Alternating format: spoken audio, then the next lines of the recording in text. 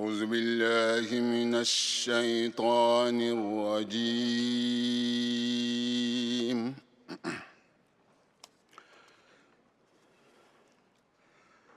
بسم الله الرحمن الرحيم.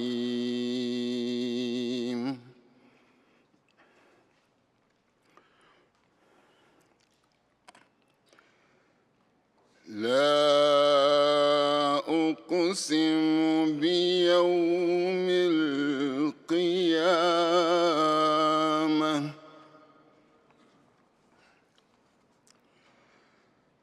ولا أقسم بالنفس اللوامة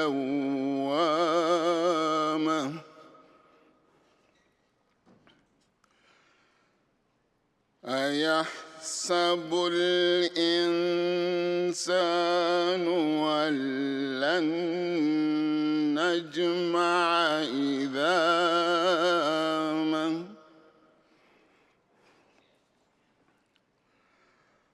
بلى قادرين على أن نسوي بنانه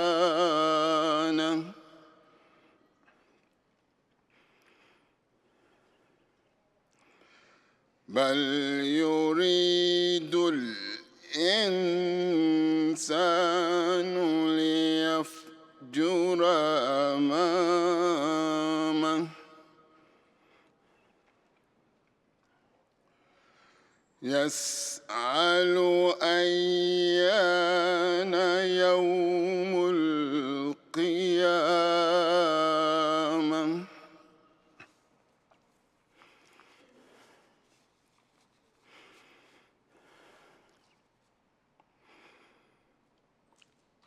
فإذا برق البصر وخسف القمر وجمع الشمس والقمر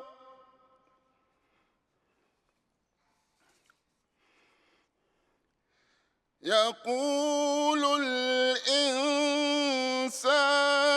يومئذ أين المفر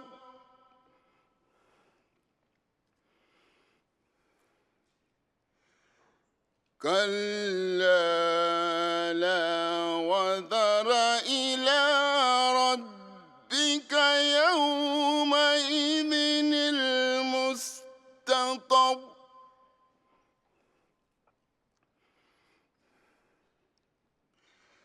ينبأ الإنسان يومئذ بما قدم وأخر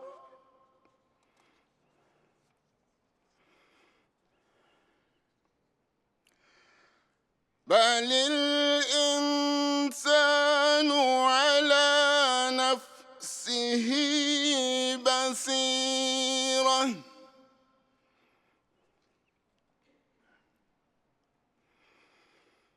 ولو ألقى معاذيره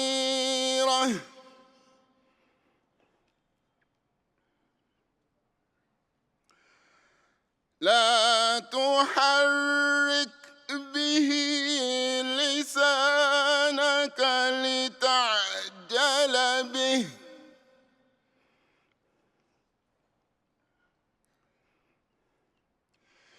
إن علينا جمعه وقرآنه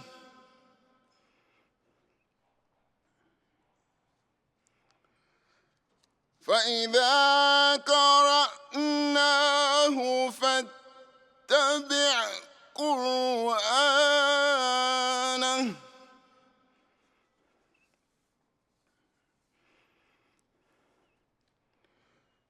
ثم إن علينا بيانه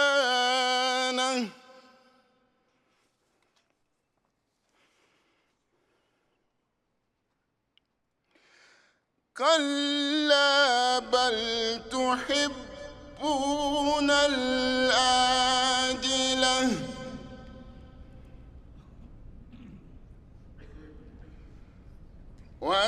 وتذرون الآخرة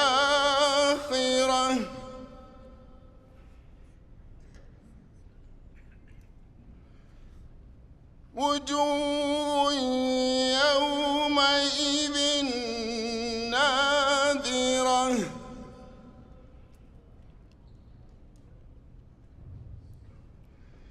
إلى ربها ناظرة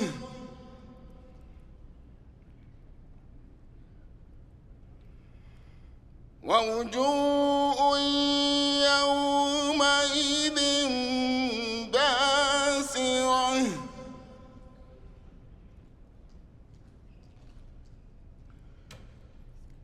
تظن أن يفعل بها كافرة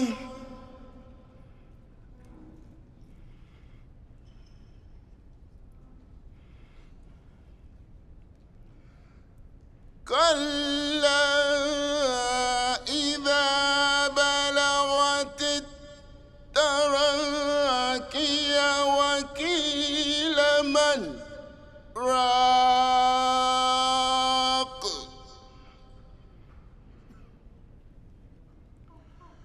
وظن أنه الفراق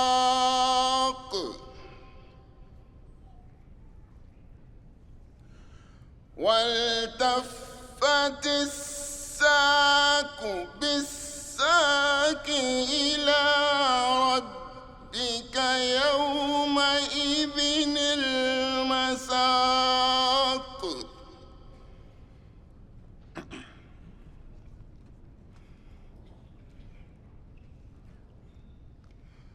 فلا صدق ولا صلى ولكن كذب وتولى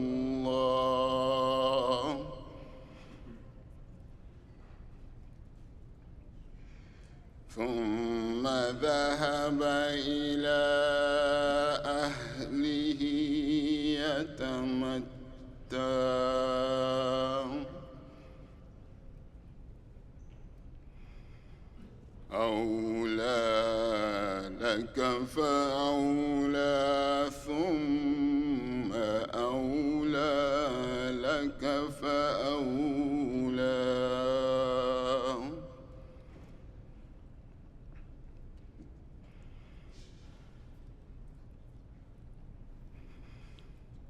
فلا صدق ولا صلى ولكن كذب وتولى ثم ذهب إلى أهله يتمتع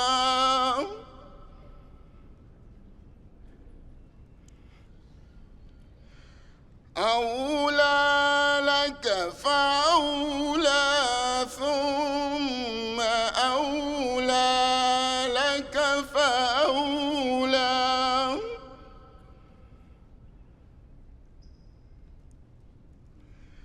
أيحسب الإنسان أن يترك سدى ألم يكن نطفة من مني يمنى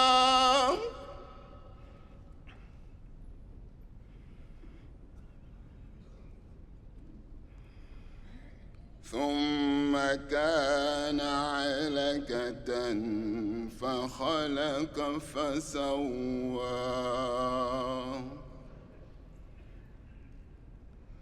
فجعل منه الزوجين الذكر والأنثى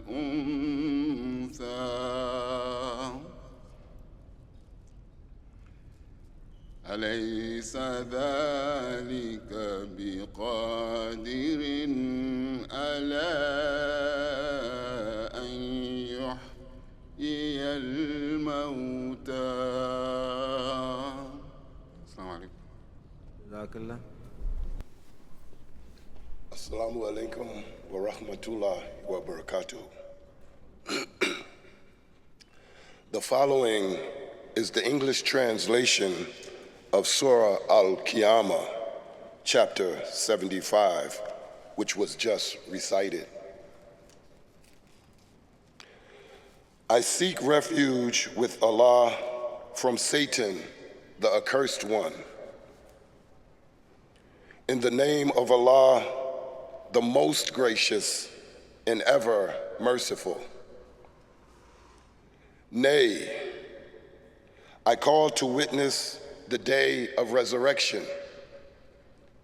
and I do call to witness the self-accusing soul that the day of resurrection is a certainty. Does man think that we shall not assemble his bones? Yea, we have the power to restore his very fingertips. But man desires to continue to send forth evil deeds in front of him. He asks, when will be the day of resurrection? When the eye is dazzled and the moon is eclipsed, and the sun and the moon are brought together, on that day, man will say, whither to escape? Nay, there is no refuge. With thy Lord alone will be the place of rest that day. That day will man be informed of that which he has sent forward and left behind. Nay, man is a witness against himself, even though he puts forward his excuses. Move not thy tongue with this revelation, that thou mayest hasten to preserve it. Surely upon us rests its collection and its recital. So when we recite it, then follow thou its recital. Then upon us rests the expounding thereof. Nay, but you love the present life, and you neglect the hereafter. Some faces on that day will be bright, looking eagerly towards their Lord, and some faces on that day will be dismal, thinking that a back-breaking calamity is about to befall them. Aye, when the soul of the dying man comes up to the throat, and it is said, who is the wizard to save him? And he is sure that it is the hour of parting, and one shank rubs against another shank in agony. Unto thy Lord that day will be the driving. For he neither accepted the truth nor offered prayers, but he rejected the truth and turned his back. And then he went to his kinsfolks, strutting along. Woe unto thee, and woe again.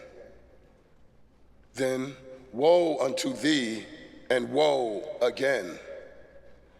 Does man think that he is to be left to himself uncontrolled?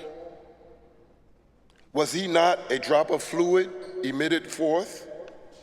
Then he became a clot, and then he shaped and perfected him. Then he made of him a pair, the male and female. Has not such a one the power to raise the dead to life